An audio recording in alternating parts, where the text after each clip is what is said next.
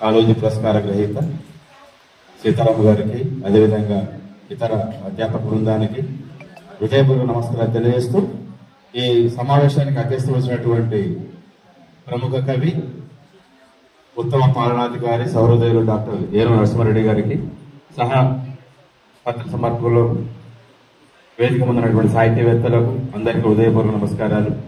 విద్యార్థులకు నా ఆశీస్సులు తెలియజేస్తున్నాను. దాశరథి ఆరుద్రులకు ఇద్దరు కూడా మంచి సారూప్యత ఉన్నది. ఇద్దరు కూడా ఒకే సంవత్సరంలో జన్మించడం, ఇద్దరికి కూడా తెలంగాణ సమాజం పట్ల ఒక స్పష్టమైన అవగాహన ఉండడం, ఇద్దరు అభ్యుదయ భావ ఆవేశాన్ని కలిగి ఉండడం, అదేవిధంగా ఇద్దరు కూడా సినీ గేయ కవులుగా రాణించడం, ఇదంతా మొత్తం మీద చక్కని సారూప్యత కలిగిన కవులు. దాశరథి పద్య కవితా వైభవం నా శీర్షిక. తెలంగాణ అంటేనే గుర్తుకొచ్చేటువంటి కవి దాశరథి. కవిత్వాన్ని ఆయుధంగా చేసుకొని పోరాటం చేసినటువంటి సేనాని. నిజాం నిరంకుశత్వం మీద అగ్నిధారను కురిపించి రుద్రవీరణ మేటి నిద్రాణమైన తెలంగాణ ప్రజల్ని చైతన్యపరిచిన నిత్య చైతన్యశీలి. పీడిత ప్రజానికానికి మైక్ అమర్చి ప్రజావాణిని వినిపించి రాచరిక వ్యవస్థను ధిక్కరించినటువంటి కవి దాశరథి. నా తెలంగాణ కోడి రత్నాల వీణ అంటూ సగర్వంగా తనవంతా తెలంగాణ తనాన్ని ఆవరింపజేసుకున్న మహాకవి దాశరథి. ఈయన రాసిన కవిత్వం అంతా పద్యం, గేయం, వచన కవితా రూపాల్లో ఉన్నప్పటికీ మొట్టమొదట పద్య కవిత్వాన్ని రాశారు.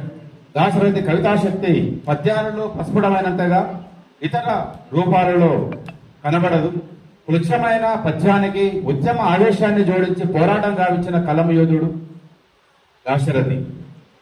ప్రముఖ సాహిత్యవేత్త, తెలుగు విశ్వవిద్యాలయ పూర్వ ఉపాధ్యక్షులు ఆచార్య ఎల్లూరి సుబ్బారెడ్డి గారు అన్నట్లుగా దాశరథి కవిత ఒక మల్లెపొద, ఒక మహాగ్ని పర్వతం, ఒక వీణ, ఒక నెరజాన అంటూ తన అభిప్రాయాన్ని వ్యక్తపరిచారు. పద్యం యొక్క విశిష్టత గురించి నేను తెలియజేయను కానీ సమయం లేదు కనుక దాశరథి పద్య కవిత్వం యొక్క గొప్పతనం గురించి తెలియజేస్తాను. దాశరథి పద్యంలో ప్రధానంగా దేశభక్తి ప్రబోధం, అదేవిధంగా పోరాట స్ఫూర్తి, తెలంగాణ ప్రాంత ప్రాశస్త్యం, అదేవిధంగా ఈ ధిక్కార స్వరం అనేటువంటిది ప్రధానంగా ఇందులో కనబడుతుంది. దేశభక్తి అనేటువంటిది తెలంగాణ ప్రాంత పట్ల కావచ్చు, అదేవిధంగా జాతీయోద్యమ ప్రభావంతో ఆయన రాసినటువంటి కవిత్వం ఇందులో ప్రధానంగా కనబడుతుంది. ముఖ్యంగా జెండా గురించి ఆయన రాసినటువంటి కవిత ఎప్పటికి కూడా శాశ్వతంగా నిలిచిపోయేటువంటి పద్యం అది. జెండా ఒక్కటే మూడు వన్నెలది, దేశం ఒక్కటే భారత ఖండా సేతు హిమాచలోర్వరి. కవి కాండంబులోనన్ రవీంద్రుండొక్కండ కవీంద్రుడూర్జిత జగత్యుద్ధాలలో శాంతి కోదండోద్భుత్ విజయుండు గాంధీ ఒక్కడే తల్లి మహాభారతి అని జెండా ఒక్కటే.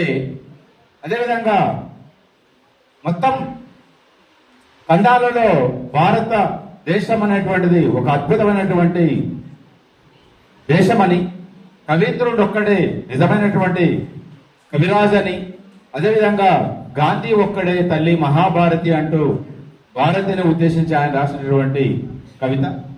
ఇక ఇలా చాలా చెప్పుకోవచ్చు.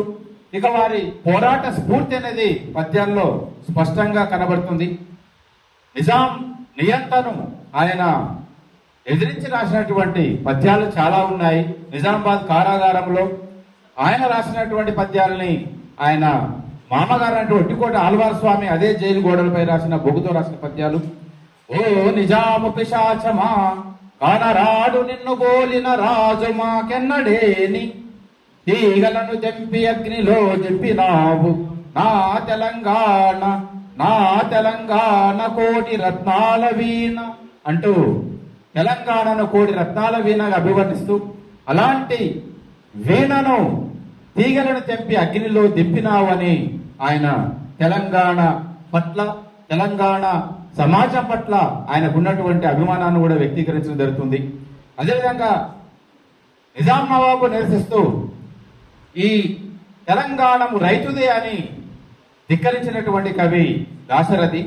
ప్రాణములొట్టి ఘోర గహనాటవులం పడగొట్టి మంచి మాగాణములం సృజించి ఎముకల్లు చేసి పొలాలు దున్ని భూషాణములన్న బాబునకు స్వర్ణము నింపిన రైతుదే. ముసలి నక్కకు రాసరికంబు దక్కునే, ముసలి నక్కకు రాసరికము దక్కునే అని నియంతైన నిజామును నిరసించినటువంటి ధిక్కరించినట్టు కవి. అదేవిధంగా ఆయన తెలంగాణ ప్రాశస్త్యాన్ని గురించి తెలియజేస్తూ పర్టికులర్గా తెలంగాణ పద్యకండికలోనే ఆయన ప్రత్యేకంగా ఒక 5 పద్యాలు అందులో రాయడం జరిగింది. తెలంగాణ అన్న, తెలంగాణ సమాజం అన్న ఆవేశంతో ఊగిపోయేటువంటి కవి దాశరథి.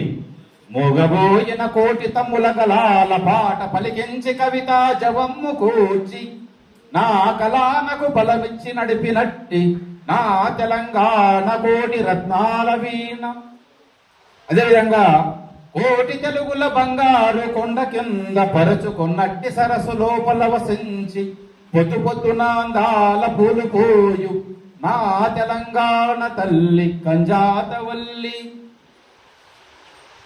కోటి తెలుగుల బంగారు కొండగా తెలంగాణను అభివర్ణించినటువంటి కవి. అంటే తెలంగాణ పట్ల ఆయనకున్నటువంటి ఒక అద్భుతమైనటువంటి అమోఘమైనటువంటి ప్రేమ కావచ్చు, అభిమానం కావచ్చు.